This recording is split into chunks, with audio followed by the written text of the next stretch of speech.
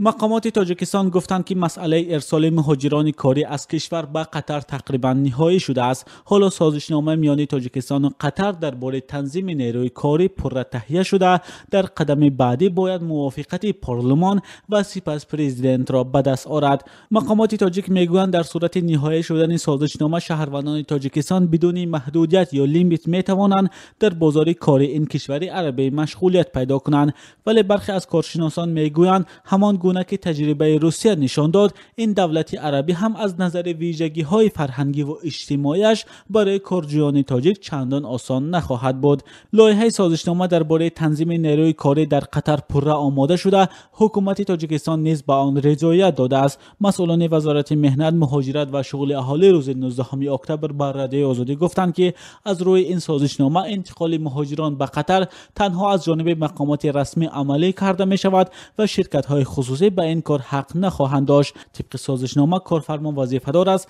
راهگیرا، سوغورته و پول ویزای کارمند را پرداخت کند. اینچنین کارفرما وظیفه‌دار است شهروندان تاجیکستان را با جای خواب، شرایط خوبی کاری تامین کرده در حالت مجروح یا فوت دیدن کارمند جبران پولی پردازد. مقامات تاجیک در حال می‌خواهند بازار مهنت کشورهای عربی را گزینه برای مهاجران تاجیک قرار دهند که برخی افراد با تجربه میگویند تنوع در بازار کاری خارجی خوب است، ولی از دست دادن امکانات در روسیه و قزاقستان هم درست نیست. تحلیلگران میگویند بازار مهنت کشورهای عربی یا کره جنوبی که مقامات تاجیک به آن کشورها برای انتقال قوه کاری گفتشونی دارند نمیتواند تعداد زیادی مهاجران ما را قبول کند. رحمان الماسوف کارشناس مسائل مهاجرت گفت دولت‌های عربی یا کره جنوبی از تاجیکستان بیشتر متخصص میخواهند نه کارمند عادی. این تحلیلگر تاجیک میگوید نگرانی که باید مقامات تاجیک و هم شهروندان این کشور به هنگام پذیرش کار در دولت‌های عربی به این نوبت بگیرند تأثیر عقیده و مذهب‌های بیگانه